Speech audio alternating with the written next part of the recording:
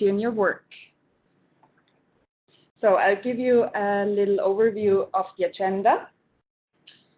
First, I will give you a brief overview of the Zurich Flood Resilience Alliance to get you some background knowledge. After this, Jessica from Practical Action will take over and introduce the portal and its main features to you, and then go into more detail on how you can collaborate with the portal. It is also great to have Jimena and Brenda from the Mexican Red Cross joining the webinar. They have both been part of the first phase of the Flood Resilience Alliance already, and Jimena will share some of their experiences with the Flood Resilience portal with us and how they use it within the community program in Mexico. And finally, we're happy to also have Ian from the 1 Billion Coalition for Resilience with us. He will talk about some of the links between the 1 Billion Coalition, the Flood Resilience Alliance, and the portal. So thank you to all of you who contribute to today's webinar, and a special thank you also to Margarita, who set up the webinar and is a great support regarding all the technical issues. About the webinar, so if you have any comments or questions, please post those questions in the chat and we'll be monitoring and answer the questions once we see them. And if you want to talk, just click on the little hand item on the right bottom of the screen and we will also see that and give you the chance to speak if you're connected with your microphone. As a general information, the webinar will be recorded to share with everyone who cannot take part in the webinar right now. So, brief overview of the Flood Resilience Alliance. Why do we focus on floods? Well, floods affect more people globally than any other type of natural hazard, and they cause some of the largest humanitarian, social, and economic losses. MDOT data indicates that in 2017, 335 natural disasters occurred, of which roughly 38% were floods, affecting around 55 million people worldwide. This resulted in more than 3,300 deaths and cost around $20.3 billion US in economic damages. Also, flood risk is increasing due to several factors, including growing populations, urbanization, and economic development in hazard-prone areas, as well as unpredictable rainfall patterns and unsustainable land use practices. In July 2018, the Zurich Flood Resilience Alliance started into a second phase. It's running from 2018 to 2023. This multi-sectoral alliance is composed of 9 partners coming from the humanitarian, business, NGO, and research sectors. The 9 partners, namely, are the Zurich Insurance, the International Federation of the Red Cross and Red Crescent Societies, Practical Action, Mercy Corps, Plan International, Concern Worldwide, the Institute for Social and Environmental Transition, the International Institute for Applied System Analysis, and the London School of Economics. All the 9 partners have signed up to a partnership focused on flood resilience. We are working across 10 different countries, including Bangladesh, Montenegro, Mexico, and Peru, just to name a few. Over the course of the next 5 years, the Alliance's key aim is to use practical field-level experiences and research capabilities to influence a global change in approach to community flood resilience. The overall vision is that despite increasing frequency and severity of floods and the impact of climate change, floods do not have a negative impact on people's and businesses' ability to thrive.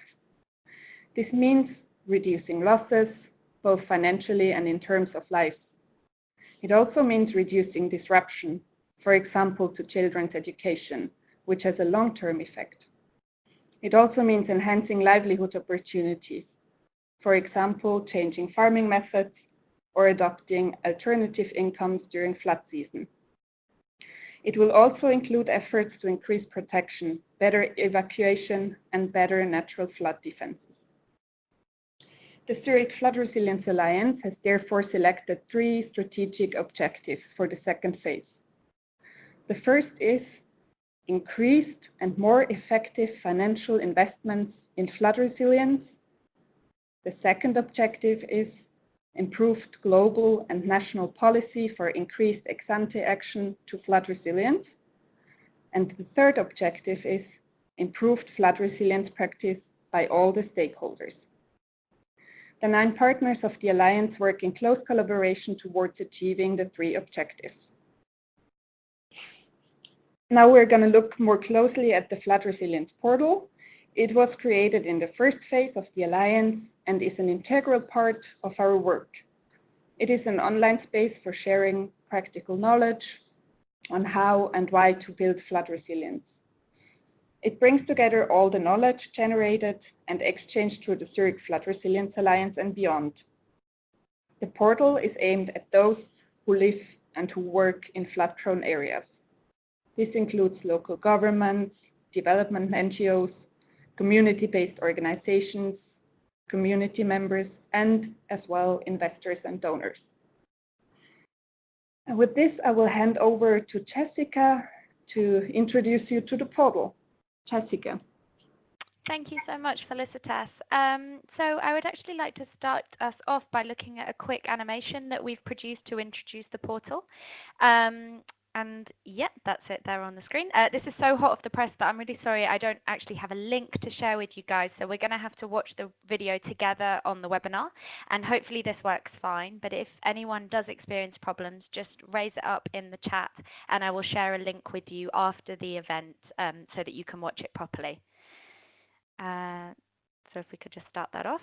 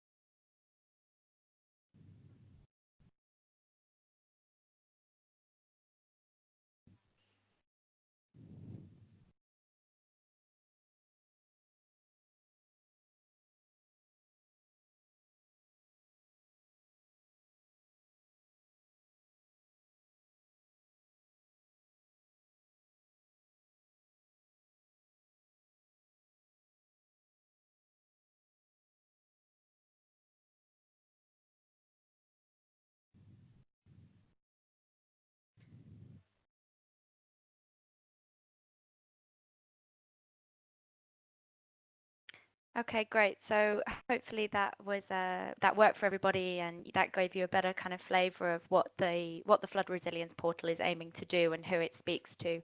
But I want to just go into the portal itself now and share a few things in a bit more detail. So I'm going to go ahead and share my screen here. Okay, so again, give me a shout if this isn't working. But I would say, okay, so the first things first is how do you actually get onto the Flood Resilience Portal in the first place? So just head over to Google, floodresilience.net, or type Flood Resilience Portal into the Google search browser, and that will take you to the home page of the portal itself. So once you're on the home page, you'll have access to all those features that you saw on the animation. So in resources, there is a resource library that's updated daily. And at the top here, you'll see blogs where we feature guest posts as well as articles written from inside the Zurich Flood Resilience Alliance. On the homepage, you can also find links to the 2 connected sister portals that give regionally specific guidance for Latin America and Nepal. To be very clear here, the site that I'm showing you now is the Global Flood Resilience Portal, which shares internationally applicable guidance in English as a default. But you can also find all the Spanish and Nepali resources on this portal by changing the language that you're searching in. So all of the resources on all 3 of the portals are available in this one space. Okay, so that's kind of the basics, but to show you things that maybe are more relevant to your day-to-day and your work, I want to show you a couple of things specifically. So the first of those things is the Solutions Finder, which you find at the top here under the Resources tab. Now, the Flood Resilience Portal specifically aims to deliver practical and actionable ways to increase flood resilience, and the Solutions Finder allows you to browse through the collection of tried and tested approaches to increasing that resilience. Some of these solutions have come directly from projects within the Flood Resilience Alliance, and others are from wider experience and settings. So you can search through all of the solutions on the portal by choosing the stage of the DRR cycle that you're particularly focusing on, a specific capital that you're aiming to strengthen, or one of the 4 R's of resilience. The other thing that you can do is you can search by a particular keyword or search term. So for example, I'll type in ecosystem to give me all of the ecosystem-based approaches to building resilience. Okay, and the second thing that I want to highlight is that the Flood Resilience Portal isn't just about giving out information. Actually, what we want to do is create a community of people with experience in flood resilience and share knowledge within that community. So if you do have any resources or experiences that you would like to share with the portal and that you think would be valuable, then you can just head up to the top here where it says Share Your Resources, and click on that and send us anything that you have, be it a report, be it a toolkit, be it a solution of your own. Additionally, if you can't find what you're looking for on the portal but think that it would be valuable, then there's this button here, Submit a Question. Jump onto that, send us a question to the portal, and we'll share that with all of the experts within the Zurich Flood Resilience Alliance, and they can come together to try and find an answer for you. And so finally, just to say that as the portal is being updated every day, and actually we're working right now on a number of new exciting features and toolkits and resources that I think will be really useful for you, it's well worth kind of keeping up to date with the portal and signing up to get alerts of when these new things are coming out. So the best way to keep in touch with the portal is to jump back over to the home page, scroll all the way down to the bottom, and you'll see here that you can sign up for the newsletter. This comes out every few months or when we have something to share, or we'll send you an email to alert you of a new feature, for example. And you'll see that you can also sign up for the Latin American and the Nepalese portals while you're at it. And the other way that you can keep in touch is to follow us on Twitter. So you can go to this from the portal here, or you can just go straight onto Twitter and type in @FloodAlliance.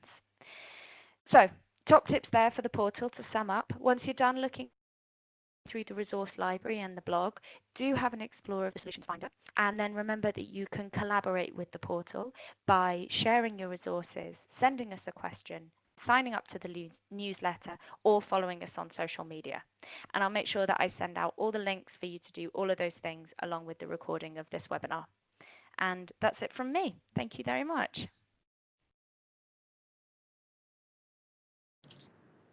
Great, thank you so much, Jessica. With this, I would hand over to Jimena. Jimena? Hi there, this is Brenda. I'd like to start this conversation with you. I'm the Country Program Coordinator from Mexico, and thank you for this opportunity to share. It has been very important for Mexico to have some spaces for the dissemination of the contents and lessons learned, as well as the place to consult experience related to the floods in other countries. So I would like to take this opportunity to introduce to Jimena Cuevas, who is the knowledge manager for the program in Mexico, and who will be following up on the exchange of experience and content related to the program and activities in the communities. So welcome, Jimena. Hello, everyone. I'm Jimena, and I want to share with you how we can use the portal. The main question that is, how can the portal support you in your work? And we think the portal has support us in two main ways. The first one is what we find in the portal, and the second one, how we share the information. So in the first point, what we find, and firstly, we found an overall information. The portal provides us an overall information about floods, and that is constantly updating about the topic. So we are all the time knowing what is happening. We also know about diverse experiences. We can know the different experiences of other countries, for example, about early warning systems or about education or whatever at its research that you can find in the portal. And it's very useful because we can know what is working for some communities or for some countries and what is not working for others. So this knowledge exchanging is very supportive for us. Also, we can find in the portal the specific informations in the topics. Like previously, Jessica has told us about education or energy, food, every topic, and because this is very useful because the information is classified in the specific topics. So for us, it's super easy to find the information already classified, and it's very good how it's organized the information because it's organized in such a way that we are able to grow up our knowledge and have more elements about a single topic. Because either you look for a video or any document or article, you have a bunch of related other documents. So we have a very wider perspective about one topic in the same place. Other thing is the sharing information. We can share this information about the new experience or about maybe theoretical issues about the floods or the early warning systems with the community. We can use this information and then translate the information through workshops or talks in the communities or in our own workshops in the program.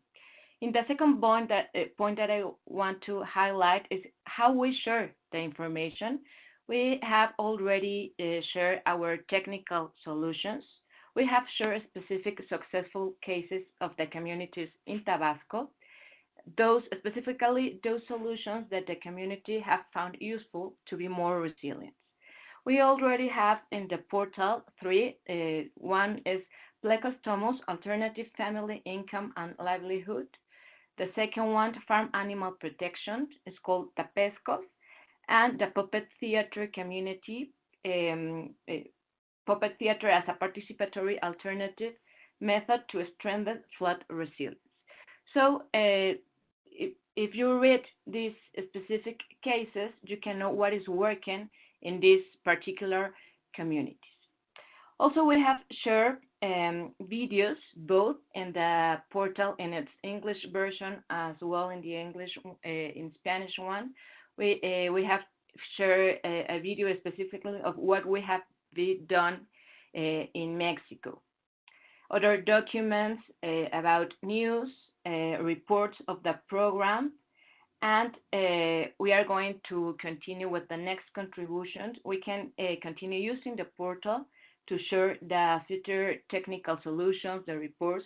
This portal helps us to show our work and constantly updating what we are doing. And I want to highlight a third point. We already have a blog here in Spanish that is called Noticias del Programa Resiliencia ante Inundaciones Mexico, that is written, of course, in Spanish, and in which we use to publish the news about the program.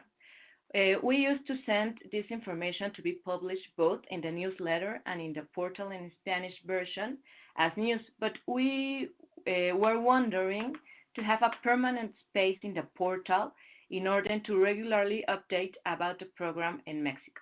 We would like, if possible, to be put in the portal, having maybe a black link there or in a specific space. Maybe this is an opportunity or a point to take into account. And I think the portal is very useful for us and for everyone. And that is all that I want to say.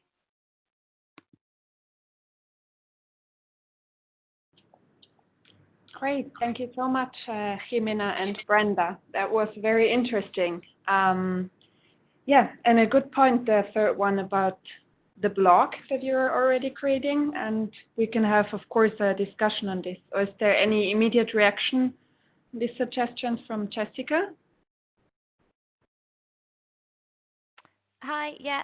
So we've been looking into specific spaces within the portal for featuring all kinds of different content, because obviously we're sharing much wider information than just within the Zurich Flood Resilience Program.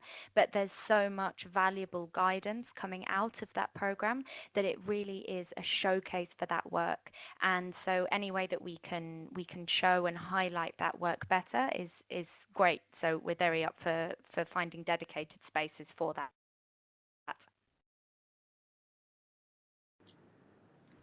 Great, thank you, Jessica. If there are no questions, reactions at the moment, I will hand over to Ian, who will talk about the links between the Flood Resilience Alliance and the 1 Billion Coalition for Resilience. There's questions. There are questions? Okay.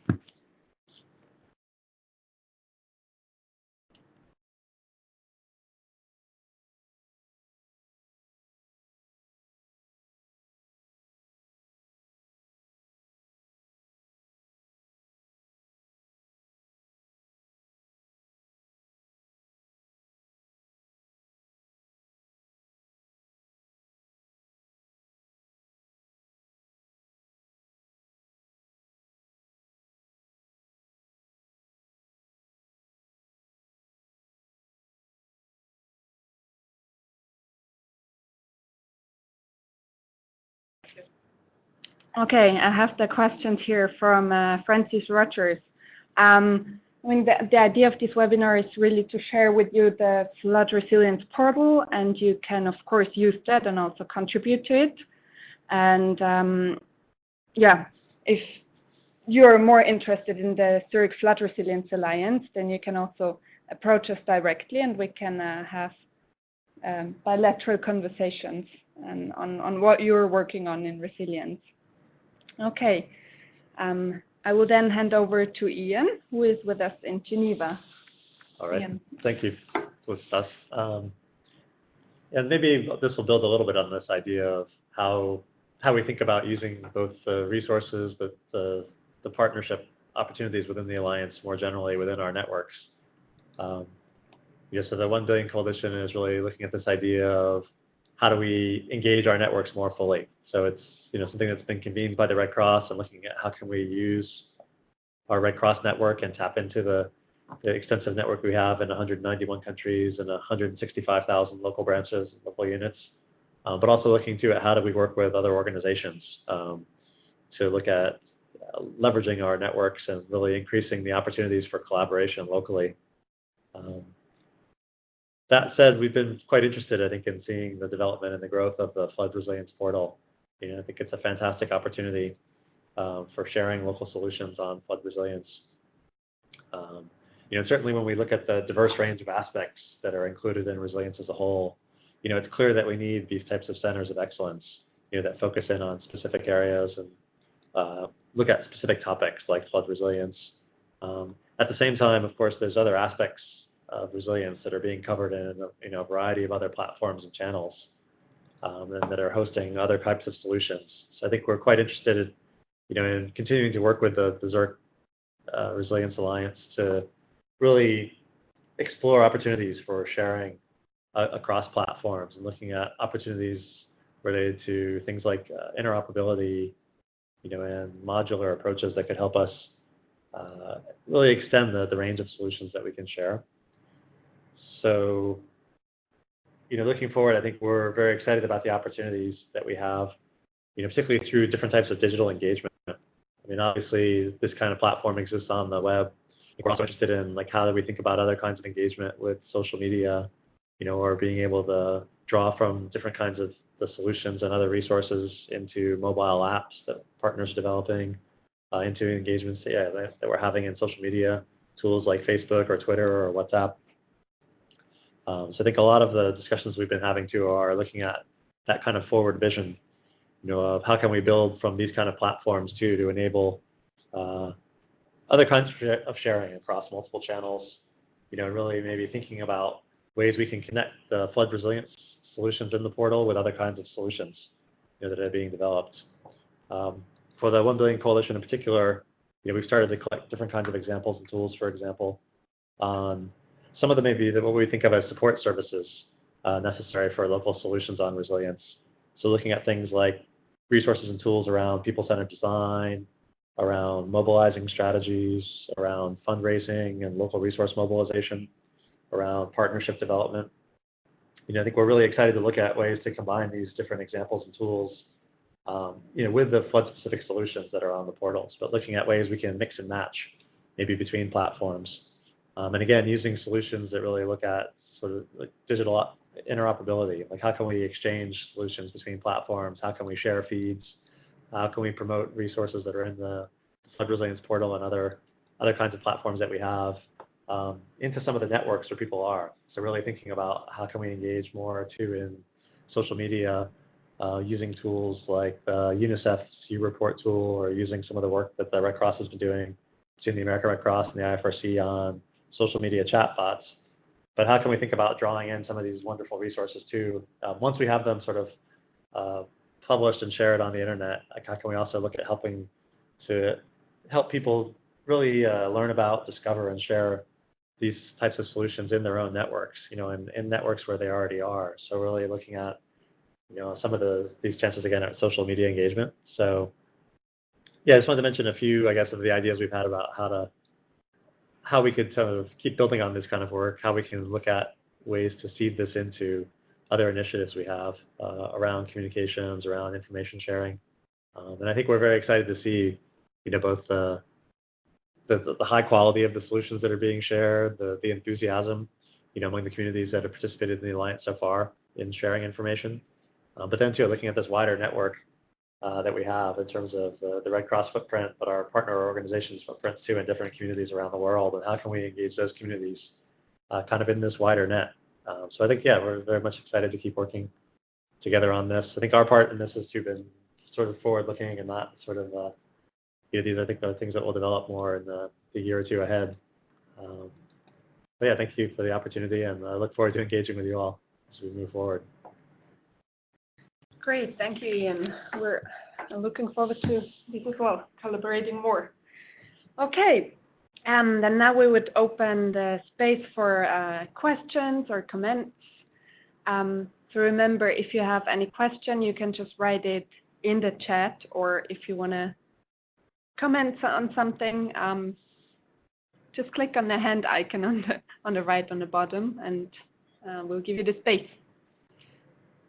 Any questions, comments?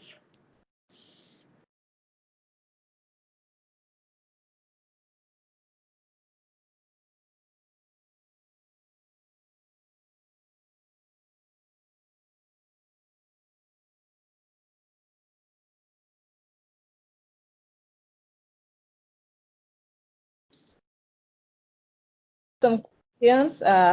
Has the Alliance considered any flood case study from Africa? And another question, what level of participation, if any, does the United States have in this program? If any of the presenters would like to answer, please go ahead. Okay, yes, Jessica? Hi. Yeah, I can answer that quickly from the portal perspective. So although the alliance isn't working on the ground in either the United States or in any African countries currently, the Global Flood Resilience portal does definitely have an international focus. So we're very keen to collect case studies and experience and resources from the global context. So if you have anything to share, either from those countries or written by organizations based in those countries, we would happily showcase it on the portal.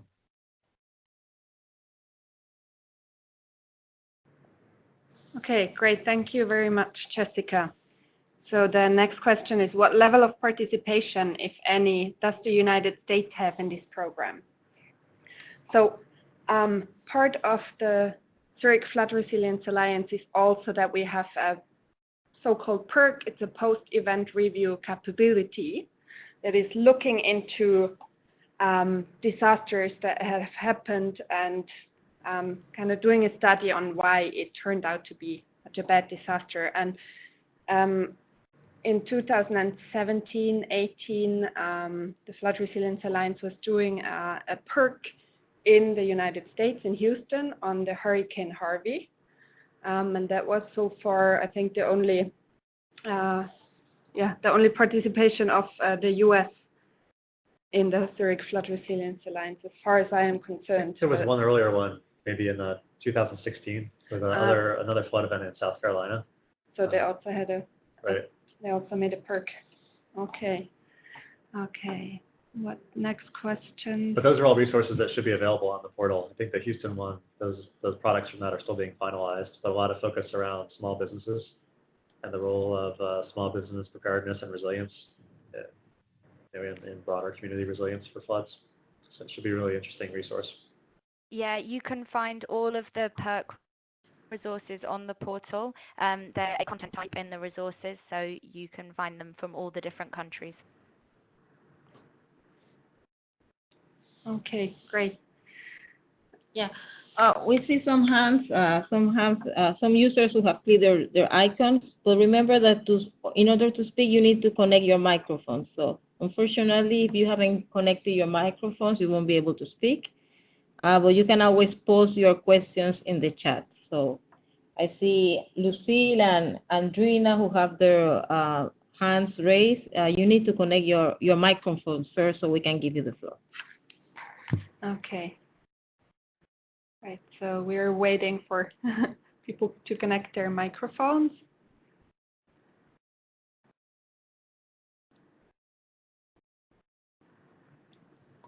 Okay, so we have another question. Can you kindly speak to my membership concern? So someone, Francis, is again speaking about, he wants to know more about membership. Okay. Does anyone else want to answer these questions? Otherwise, I will just give a brief answer to this. Yeah. So, as we already said, to be part of the portal or to contribute to the portal and also make use of the resources, anyone, please feel free to do so. To talk about membership, we can do that on a bilateral conversation. So please feel free to reach out to us. And we can discuss that. You can reach out to any of the members, like IFRC or, Practical Action. Okay, I see that Andrina managed to unmute her microphone. So please, Andrina, go ahead with your question.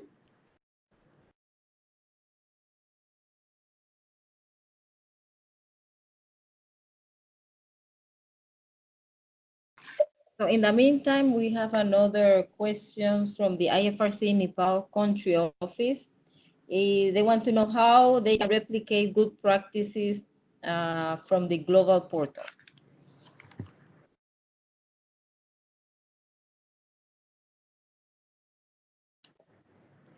Hi, thank you for your question. Yeah, that is actually totally up to you. You have full access to all the resources on the Flood Resilience portal. If you feel that there is any solution or any good practice, any case study that you feel really fits the context in Nepal, then feel free to replicate. And how you do this, that is totally up to you. So the portal is just meant to share all the experiences. Yeah, good. Andrina, did you manage so far? No. Okay, doesn't look like it.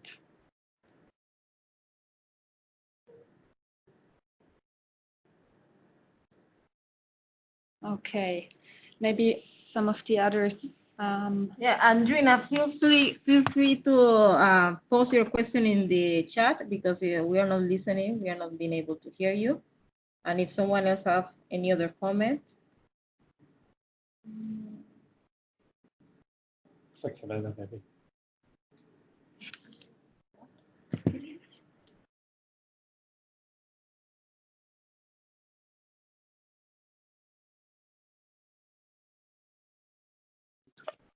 Jimena, we see that you have raised your hand. Do you have? Yeah. I only want to contribute to the last questions about how they can replicate the technical solutions or the practical knowledge in other communities.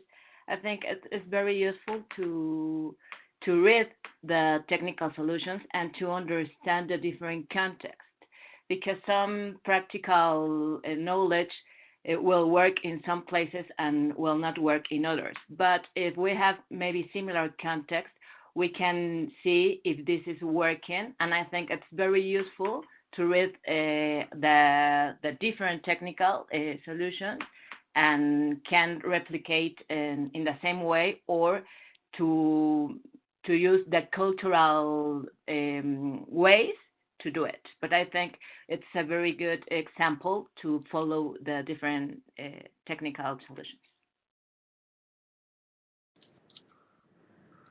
Great. Thank you very much, Jimena. That was thank you. So if there are no other questions, I see at the moment we don't have any other additional questions in the chat and no raised hands. So in that case, we would finish here with the webinar. Thank you all very much for taking part in it today. We hope, of course, that the portal can support you in your work and that one or the other will also contribute to the portal's content. And remember, as Jessica said, there's 4 ways you can be engaged. It's 1, you can share your resources, or 2nd, you could submit the question. 3rd, you can sign up for the newsletter. And lastly, you can follow the Flood Resilience Alliance on social media. So thank you very much, and yeah, have a good morning, afternoon, evening, everyone. Thank you, everyone, for the invitation.